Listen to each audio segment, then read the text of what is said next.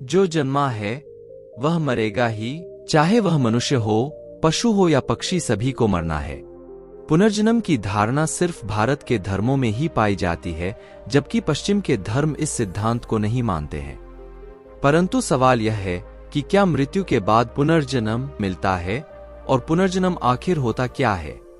पुनर्जन्म और पुनरावृत्ति दो प्राचीन धार्मिक सिद्धांत हैं जो कई संस्कृति और धार्मिक परंपराओं में प्रचलित हैं। इन सिद्धांतों के अनुसार जीवात्मा कई जन्म तक संसार में आवृत्ति करती है, और इस प्रक्रिया को हम पुनर्जन्म या पुनरावृत्ति कहते हैं। यह धार्मिक आधारित सिद्धांत मुख्यतः हिंदू धर्म, जैन धर्म, बौद्ध धर्म, सिख धर्म और कुछ अन्य धार्मिक समुदायों में प्रमुख रूप से प्रमाणित होता है। अपने ज्ञानी शिक्षकों के मार्गदर्शन में सिद्धार्थ गौतम बुद्ध ने पुनर्जन्म की अवधारणा में गहराई से प्रवेश किया, जिसे संसार कहा जाता है, जिसमें आत्मा या चेतना मृत्यु और पुनर्जन्म की एक चक्र में प्रवृत्त होती है। आगामी जीवन की परिस्थितियां पिछले जीवन में किए गए कर्म उसके आधार पर निर्धारित होती हैं। सिद्धार्थ ने यह सीखा कि पुनर्जन्म का चक्र केवल एक ही जीवन से सीमित नहीं है, बल्कि यह कई जन्मों तक बढ़ता है, जब तक कि कोई बोधि प्राप्त करके इससे मुक्ति प्राप्त नहीं कर लेता। जब सिद्धार्थ गौतम बुद्ध ने अपनी आध्यात्मिक अभ्यासों को जारी रखा, तो उन्होंने अस्तित्व की प्रकृति के प्रति गहरी प्रतिभाएं प्राप्त की। उन्होंने समझा कि पुनर्जन्म का चक्र कर्म के सिद्धांत से जुड़ा हुआ है, कारण और परिणाम का कानून। प्रत्येक क्रिया, चाहे वह अच्छी हो या बुरी, आत्मा पर छाप छोड़ती है, जो जीवन मृत्यु के चक्र के माध्यम से इसका सफर आगे बढ़ाती है। सिद्धार्थ ने यह भी सीखा कि पुनर्जन्म की परिस्थितियां संचित कर्म के आधार पर भिन्न हो सकती हैं। सकारात्मक क्रियाएं एक उच्च दिव्य या मानव दीक्षा में बेहतर पुनर्जन्म का कारण बनती हैं, जबकि नकारात्मक क्रियाएं एक नीचे पुनर्जन्म जैसे कि जानवर या नरकीय क्षेत्र में बाधित हो सकती हैं। सिद्धार्थ की गहरी आत्मविचार और अनुशासित जीवन शैली ने जल्दी ही अन्य खोजकर्ताओं का ध्यान आकर्षित किया, और उन्होंने बोधि की ओर बढ़ने का मार्ग सिखाना शुरू किया। सिद्धार्थ ने अपनी आध्यात्मिक यात्रा को जारी रखते हुए अपनी शिक्षाएं दूर दूर तक पहुंचाईं। विभिन्न क्षेत्रों के लोग बौद्ध धर्म को अपनाने लगे, उन्हें अपनी सांस्कृतिक और परंपराओं में समाहित करते हुए। पुनर्जन्म का अवधारणा लोगों के बीच समृद्धि कर रही थी, क्योंकि इससे दुनिया में दृष्टिगत असमानताएं होने का एक गहरा कारण मिलता था।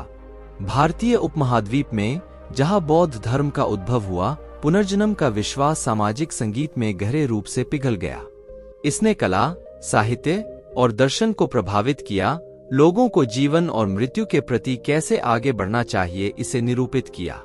वर्तमान में किए गए कर्मों का भविष्य के जीवनों पर कैसा प्रभाव हो सकता है, यह विचार जिम्मेदारी और नैतिक आचरण की भावना उत्पन्न करती थी। जब बौद्ध धर्म दक्षिण पूर्व एशिया और उससे परे फैला, तो यह प्रत्येक क्षेत्र के सांस्कृतिक और दार्शनिक रूपरेखा को अनुकरण करता गया। तिब्बत में एक अद्वितीय मिश्रण उत्पन्न हुआ, जिसमें बौद्ध धर्म और स्वदेशी धारणाओं का महत्वपूर्ण रूप से उजागर हुआ। दया और सतर्कता के महत्व को बढ़ावा देने पर जोर दिया गया। तिब्बती मृत्यु के बीच आने वाली अंतरावस्था के बारे में आत्मिक मार्गदर्शन, मृत्यु के बाद की इंटरमीडिएट स्थिति के बारे में दर्शन प्रदान करता था। पूर्व एशिया, विशेषकर चीन, जापान और कोरिया में बौद्ध धर्म ने कंफ्यूशियाइत और दाओवाद के साथ मिलकर धार्मिकता के संयुक्त रूपों को बनाया। पुत्रवत भाव और पूर्वज पूजा का तत्परता का तत्व पुनर्जन्म के चक्र से गुजरे हुए अपने पूर्वजों की पूजा की अवधारणा के साथ मेल खाता था। दक्षिण पूर्व एशिया में थाईलैंड, म्यांमार और कंबोडिया जैसे देशों ने थेरवाद बौद्ध धर्म को अपनाया, जो व्यक्ति के बोधि की ओर पथ और नैतिक आचरण की महत्वपूर्णता पर जोर देता था। पुनर्जन्म के चक्र के चारों ओर घूमने वाले रूपों के आसपास जड़े गए कथाओं, किस्सों और रीति रिवाजों का समृद्ध हस्तशिल्प इन क्षेत्रों की सांस्कृतिक पहचान का एक अभिन्न हिस्सा बन गया। जब बुद्ध अपनी पृथ्वी यात्रा के अंत की ओर बढ़ रहे थे, वफादार शिष्यों के बीच उन्होंने मृत्यु की अस्थायीता और मृत्यु की अनिवार्यता के बारे में एक अंतिम शिक्षा साझा की।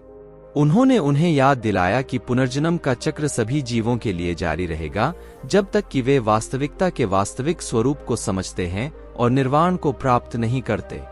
अब बात करते हैं अन्य धर्मों की।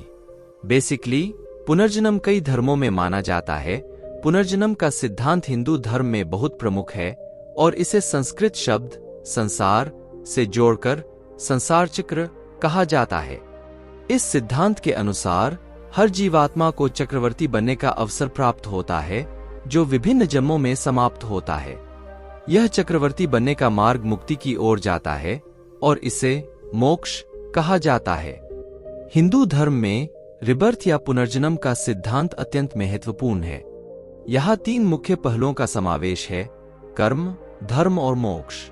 हिंदू धर्म में माना जाता है कि जीवात्मा को संसार में फिर से आना होता है ताकि वह अपने कर्मों का फल भुगत सके और आध्यात्मिक उन्नति हो सके। कर्म सिद्धांत के अनुसार जीवात्मा को अपने कर्मों के अनुसार नए शरीर में जन्म लेने का परिणाम मिलता है। पुनर्जन्म का सिद्धांत यह कहता है कि जीवात्मा नित्य और अविनाशी है और यह शारीरिक मौत के बाद भी बरकरार रहती है। जब तक जीवात्मा मोक्ष की प्राप्ति नहीं करती, वह संसार में बर्तना करती रहती है, जिसमें वह विभिन्न शरीरों में जन्म लेती है। इस सिद्धांत के अनुसार जीवात्मा की प्रगाढ़ अनुभूतियों और कर्मों का संचार होता है, जो उसकी अगली जन्म में उसके साथ जुड़ता है। जीवात्मा के कर्मों के आधार पर ही उसे अगले जन्म में शरीर मिलता है और इस प्रकार के चक्र का संचार जारी रहता है। पुनर्जन्म का सिद्धांत व्यक्ति को उसके कर्मों के लिए जिम्मेदार बनाता है, क्योंकि इसमें यह भी शामिल है कि व्यक्ति अपने कर्मों के फल को भोगने के लिए ही नहीं, बल्कि भविष्य में भी अपने कर्मों का परिणाम भुगतने के लिए आवश्यक है। यह धारा प्रवाह और संजीवनी सिद्धांत भी बनाए रखता है, जो यह सिद्ध करने का प्रयास करता है कि कैसे व्यक्ति अच्छे कर्मों के माध्यम से अपने भविष्य को सुधार सकता है और मोक्ष की प्राप्ति का मार्ग प्रशस्त कर सकता है। पुनर्जन्म का सिद्धांत जीवात्मा के निर्माण, संरक्षण और संसार में समारोह का एक दृष्टिकोण प्रदान करता है। इसके अनुयायियों का मानना है कि संसार में जन्म लेने का उद्देश्य जीवात्मा को सीख, अनुभव और साधना का अवसर प्रदान करना है, जिससे वह अपनी आत्मा को साफ करके मोक्ष की प्राप्ति कर सके। जैन धर्म में भी पुनर्जन्म का सिद्धांत है, जिसे संसार कहा जाता है। यहाँ भी जीवात्मा को संसार में बंधन से मुक्त करने के लिए सतत प्रयास और साधना की जरूरत है। जैन धर्म में कर्मों का महत्व बहुत अधिक है और इसके अनुयायियों का मानना है कि अच्छे कर्मों के माध्यम से ही मोक्ष संभव है। बौद्ध धर्म में भी पुनर्जन्म का सिद्धांत है, जो संसार सुख दुख के चक्र को दर्शाता है। बौद्ध धर्म में मुक्ति का मार्ग बोधिसत्व के माध्यम से प्रशस्त किया जाता है, जो अपने कर्मों के माध्यम से अनंत सत्ता और ज्ञान की प्राप्ति के लिए प्रतिबद्ध होता है। बौद्ध धर्म में रिबर्थ का सिद्धांत संसार के दुखों से मुक्ति प्राप्त करने का एक माध्यम है। बौद्ध धर्म में मोक्ष को निर्वाण कहा जाता है, जो दुख से मुक्ति का अवस्थान है। बौद्ध धर्म में जीवात्मा का पुनर्जन्म का सिद्धांत तभी हो सकता है जब वह संसार के चक्र से बाहर निकलती है और निर्वाण की प्राप्ति करती है। इन सभी धर्मों में पुनर्जन्म का सिद्धांत विभिन्न रूपों में प्रस्तुत है, लेकिन इसका सामान्य सिद्धांत यही है कि जीवात्मा संसार में बंधन से मुक्ति की प्राप्ति के लिए कई जन्मों का संचार करती है। यह धार्मिक सिद्धांत व्यक्ति को नैतिकता, कर्म और आत्मा के महत्व को समझने के लिए प्रेरित करता है, जिससे वह अपने जीवन को सफल और आत्मनिर्भर बना सकता है। पुनर्जन्म का सिद्धांत यह कहता है कि जीवात्मा नित्य और अविनाशी है और यह शारीरिक मौत के बाद भी बरकरार रहती है। जब तक जीवात्मा मोक्ष की प्राप्ति नहीं करती, वह संसार में बर्तना करती रहती है, जिसमें वह विभिन्न शरीरों में जन्म लेती है। सिद्धार्थ की पुनर्जन्म की कहानी राजकुमार से साधु और अंत में बोधि प्राप्त करने वाले बौद्ध धर्म के समझाने का सार बांधती है। यह हमें सिखाता है कि जीवन एक आत्मखोज की यात्रा है, जहां हमारे कर्म हमारे भविष्य को निर्धारित करते हैं, न केवल इस जीवन में बल्कि अनगिनत जीवनों में भी। बौद्ध धर्म में पुनर्जन्म का अवधारणा अस्तित्व की चक्रवाती प्रकृति को समझने के लिए एक गहरा ढांचा प्रदान करती है। यह जीवन की चुनौतियों के सामने सांत्वना प्रदान करती है और एक बेहतर भविष्य के लिए नैतिक जीवन को प्रोत्साहित करती है। जैसे ही बौद्ध धर्म की शिक्षाएं विभिन्न क्षेत्रों में फैलीं, वे विभिन्न सांस्कृतिक संदर्भों में अनुकूलित हो गईं, मानवता के आध्यात्मिक वस्त्र को समृद्धि प्रदान करती हुई। सिद्धार्थ के पुनर्जन्म की कहानी सदैव याद दिलाती है कि हमारी पृष्ठभूमि या परिस्थितियों कुछ भी हों, बोधि की दिशा का मार्ग उन सभी के लिए खुला है जो इसे ईमानदारी से खोजते हैं।